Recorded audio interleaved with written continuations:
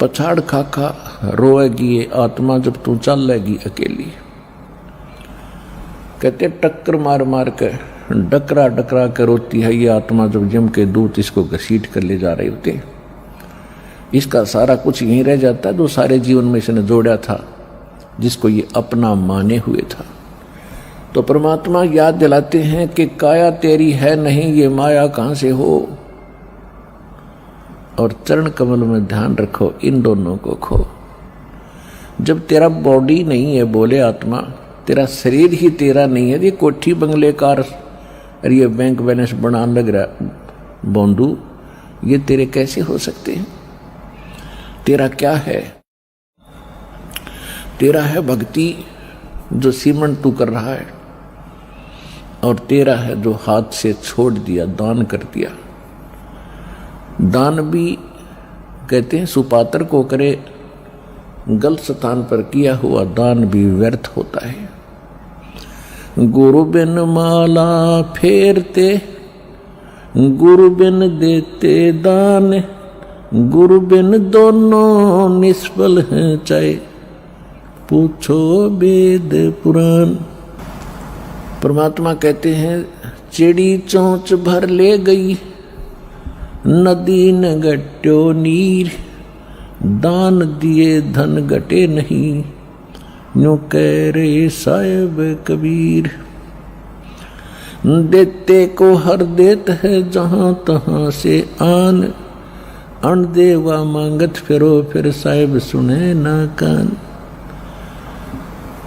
परमात्मा कहते हैं धर्म तो दसके नहीं, ये दसके तीनों लोग, खैरायत में खैर है भाई कीजिए आतंपोख।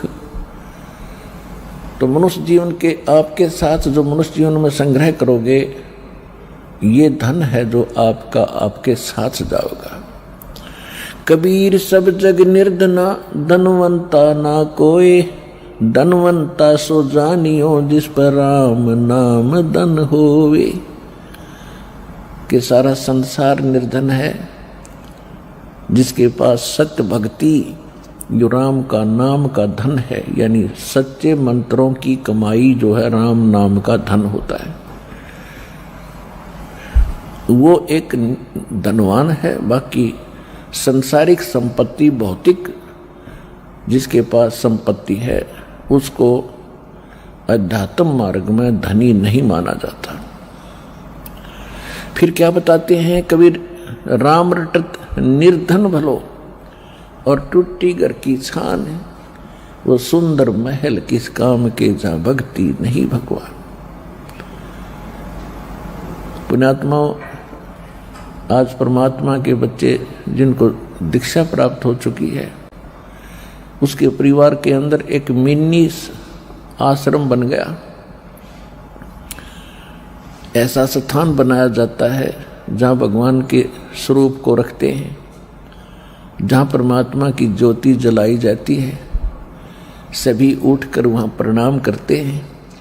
सुबह और शाम दोपहर को भगवान की चर्चा चलती है, रामायणी होती है, आरती होती है, सुबह के नित्यनेम होते हैं। फिर दिन में जब भी टाइम लगता है, कोई मंत्र कर रहा है, कोई सिमरन सतनाम का कर रहा है, तो कितना माहौल बदल गया। ना उसमें बकवाद बतलावा हो, वो नो बोला, वो नो बोला, उसका नाश होगा, उनका ऐसे नुकसान होने वाला है, वो ऐसे गलती करते हैं। तो इस तरह की बकवादें बतला के उस घर के अंदर हम ये कुविचार छोड़ देते थे। फिर वो कुविचार हमारे मस्तिष्क में टकराते रहते थे, हमें डिस्टर्ब रखते थे, शांति नहीं होने देते हैं। और जब परमात्मा की महिमा और अमृतवाणी जब स्टार्ट होती है तो कुविचार ऊपर चले जाते हैं और सुविचार उस घर में धीरे धीरे स्थापित होने लग जाते हैं। फिर घर में शांति शुरू हो जाती है। ये तरीका है। अब कहीं भी परमात्मा की चर्चा नहीं, सुबह उठते या तो न्यूज़पेपर पढ़ देंगे जिनमें कोरी झूठ बकवाद भर रखी होती है, समाचार पत्र, या टीवी चलाएंगे, समाचार सुन लेते हैं, सारा दिन बकवाद गड़े, या फिर फिल्म देखेंगे। तो जब तक प्राणी के पूर्व जन्म के शुभ संस्कार चलते हैं तब तक वो कुछ भी करता रहे। और सपने में भी भगवान याद ना करो, उसको सारे सुख मिल रहे होते हैं। तो संसार ये देखता रहता है, भगत भी डिस्टर्ब हो जाते हैं कि हम भक्ति भी कर रहे हैं, हमें आपत्तियों का फिर भी कोई ना कोई सामना करना पड़ जाता है, और दूसरा व्यक्ति सारा दिन बकवाद करते हैं, शराब पीते हैं, ताश खेलते हैं, राजनीति में बड़े रहते हैं, और कोई भी बुरे काम की कोई टाल नहीं उनके, और वो फिर भी सुखी है। तो इसको देखकर विचलित ना होना, परमात्मा के बताए इस पॉइंटों को, बिंदुओं को ध्यान से सोचना। तो वो पिछले जन्म के पुण्यकर्मी प्राणी हैं, और जब तक उनके पुण्य चलेंगे, वो कितने को वध करो, उनको कोई हानि होने वाली नहीं है। और जब उनके पुण्य समाप्त होंगे, फिर पाप कर्मों का दौर शुरू होगा, फिर देखना उनके घर में के कैर टूटेंगे। और आप के ऊपर भक्ति करते करते भी दिक्कत आ रही है, तो अगर भक्ति ना करते तो आपका तो सर्वनाश हो जाना था। विचार कीजिए, जैसे आप जी ने सर्दी के मौसम में कंबल ले रखा है या स्वेटर पहन रखी है, और सर्दी फिर भी लग रही है, तो ये ना सोचना कि आप उस स्वेटर ने आपका बचाव नहीं कर रखा। अब जैसे यहाँ भक्त कई कहते हैं जी हमने पाठ भी करवा लिया, जोत भी बोल दी, चौथी हाजरी भी लग गई, अभी तक हमें कोई विशेष लाभ नहीं हो पा रहा। ये तो हो ही नहीं सकता कि जब आप इतना कर्म कर रहे हो भक्ति का तो कोई लाभ ना हो। ये तो आपकी अनजान सोच है, बालक बुद्धि है। अब जैसे सर्दी का मौसम है, किसी ने स्वेटर पहन ली और फिर भी उसको सर्दी लग रही है, तो ये ना सोचना कि स्वेटर ने अपना काम ना कर रखा। स्वेटर अपना काम कर रही है, लेकिन सर्दी अधिक है तो उसके लिए जर्सी और पहन ले ऊपर के, और उसके बाद भी सर्दी महसूस हो रही है तो कंबल ओढ़ ले।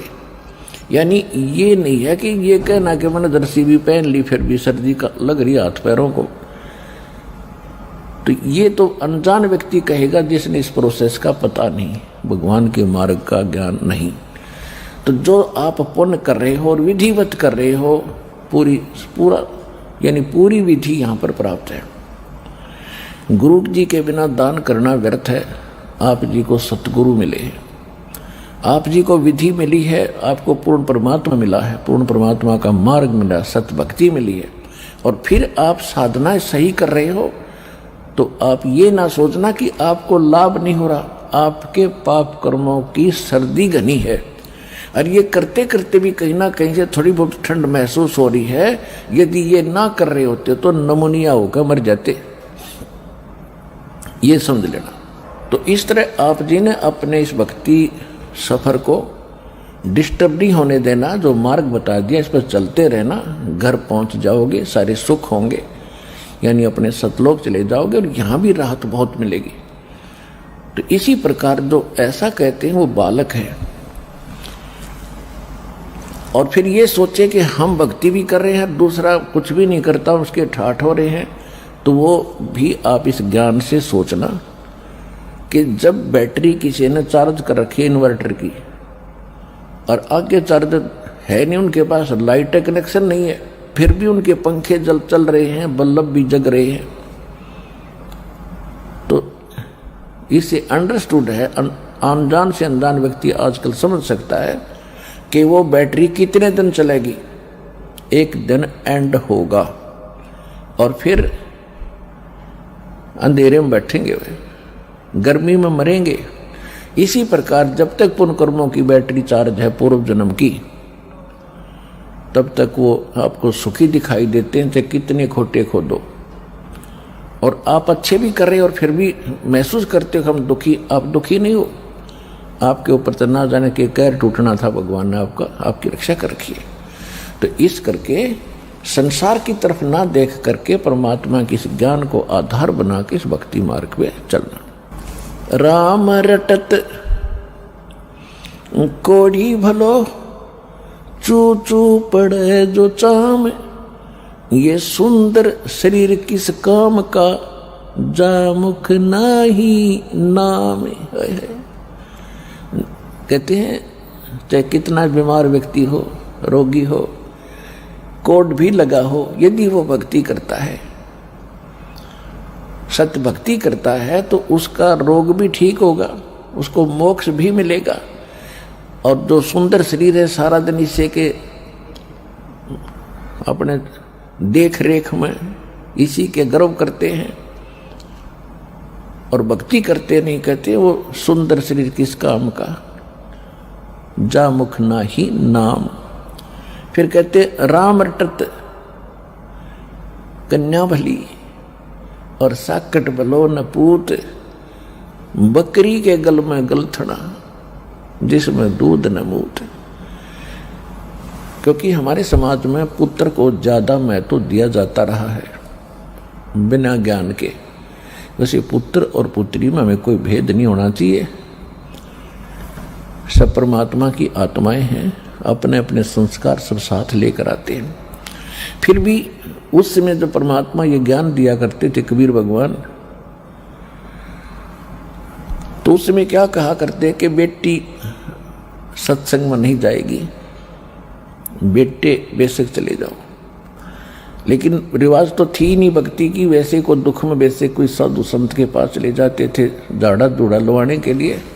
फिर भी परमात्मा याद दिलाते हैं कि राम रटत कन्या भली, भक्ति अगर बेटी कर रही है उस बेटे से 100 गुना अच्छी है जो भक्ति नहीं करता। वो बेटा कैसा है, जैसे बकरी के गल में एक थन जैसी खाल लटका करे, थन जैसी।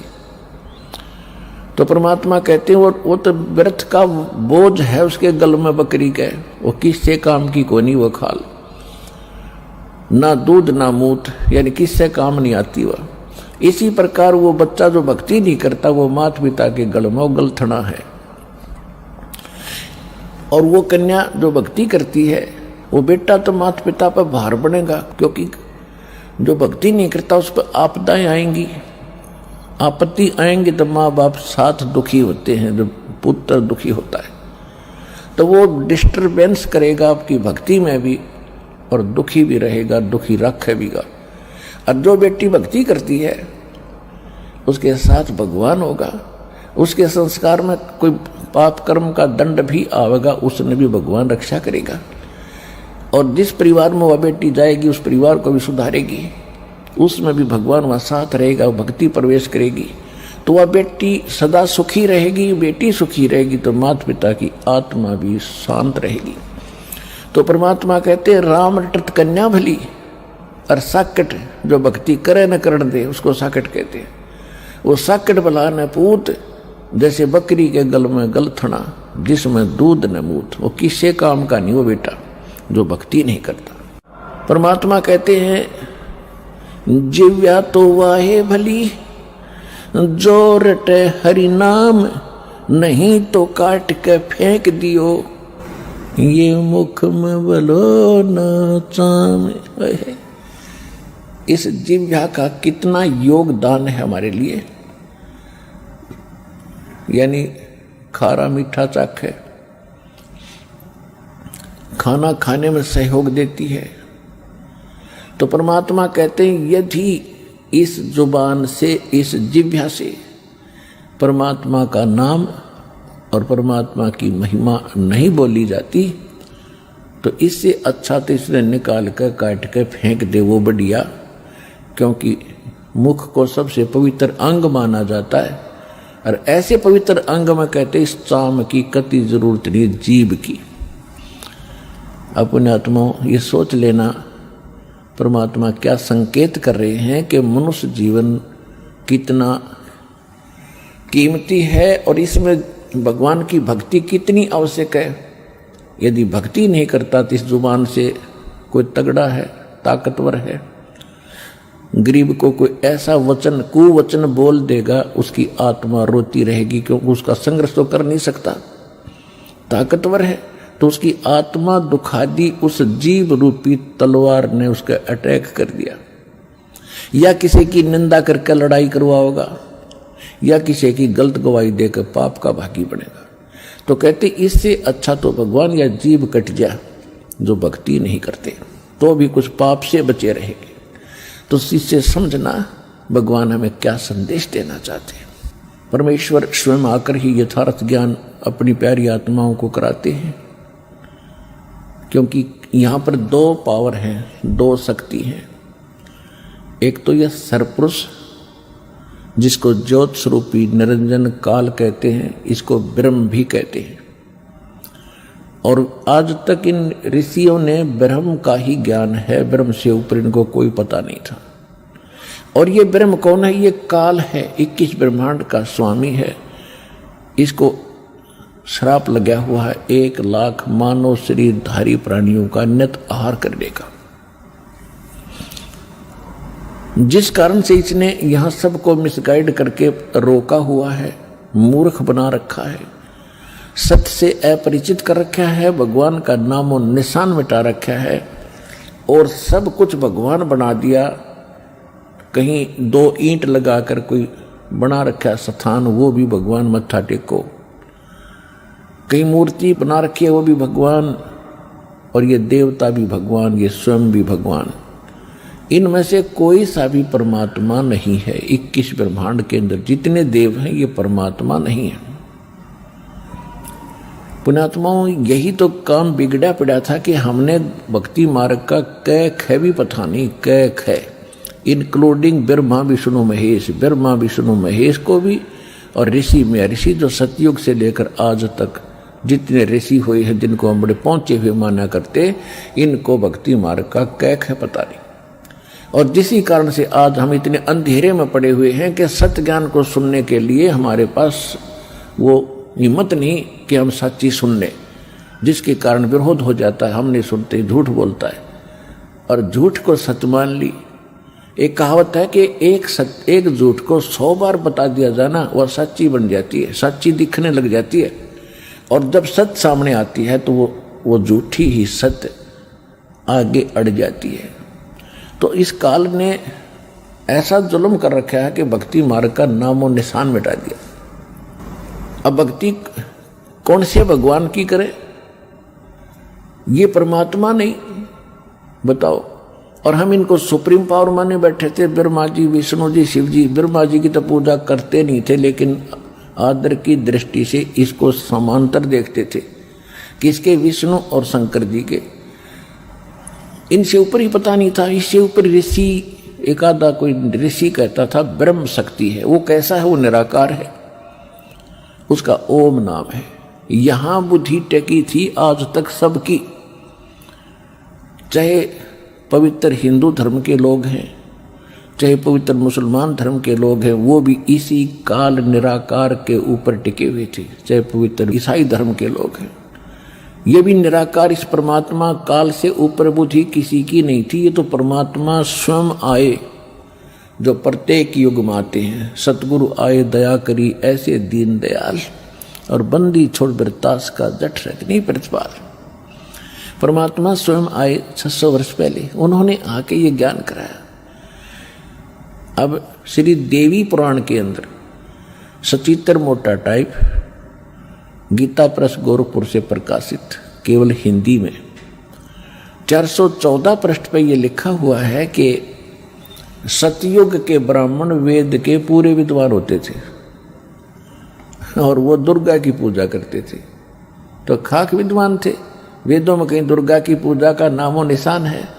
चारों वेदों का सारांश श्रीमद् भगवत गीता है। श्रीमद् भगवत गीता में दिखा दो गीता रामकृष्ण की पूजा का जिक्र हो या दुर्गा की पूजा का कहीं भी वर्णन हो। तो ये खाक विद्वान थे, पढ़ने वेद, ज्ञान बकवाद बतावें और वही बकवाद खुद करें। वेद पढ़े पर वेद न जाने, ये बातें पुराने 18। ये पत्थर की पूजा करेंगे, भूल गए सृजनहारा। देवी पुराण में लिखा है कि सतयुग के ब्राह्मण वेद के पूर्ण विद्वान होते थे और दुर्गा की पूजा करते थे। गांव गांव में मंदिर बन जाए दुर्गा का, उनकी यह खास आस्था होती थी। तो मूर्ति पूजा का लठी नन गढ़वा रखे नकलिया ने। वेद पढ़े और बकवाद अपनी गढ़िया करते, अपना दंत कथा लोक वेद बना के वो काल के जाल में सबको फंसा रखा था। अब श्रीमद् भगवत गीता अध्याय नंबर 15 के श्लोक नंबर 16 और 17 में कति निर्णय कर दिया क्षर पुरुष और अक्षर पुरुष। दो पुरुष है, पुरुष माने प्रभु, भगवान, मालिक। क्षर पुरुष इसको ब्रह्म को कहते हैं, ज्योत निरंजन काल को कहते हैं, जो ब्रह्मा विष्णु महेश का पिता और दुर्गा का पति है। 21 ब्रह्मांड का मालिक है, 21 ब्रह्मांड का स्वामी है, पुरुष है। और दूसरा अक्षर पुरुष, ये 7 संग ब्रह्मांड का स्वामी है। इतना ही मालिक है, इतना ही पुरुष है, इतना ही भगवान है। और इनके दोनों के लोक में ये स्वयं भी जितने प्राणी हैं ये सब नाशवान है। जीवात्मा किसी की नहीं मरती, ये कुत्ते गधे की भी नहीं मरती, हो तो विषय अलग है। फिर उसमें 15वें अध्याय के गीता के 17वें श्लोक में निर्णय दे दिया कि उत्तम पुरुष है तो अन्य परमात्मा इति उदाहरत है। और अधिक जानकारी वसंत रामपाल जी महाराज जी से निशुल्क नाम दीक्षा प्राप्त करने के लिए संपर्क करें। हमारे संपर्क सूत्र है 8222880541 8222880542। आप नीचे स्क्रीन पर दिए गए हमारे अन्य नंबरों पर भी संपर्क कर सकते हैं। विजिट करें हमारी वेबसाइट पर। हमारी वेबसाइट है www.jagatgururampalji.org।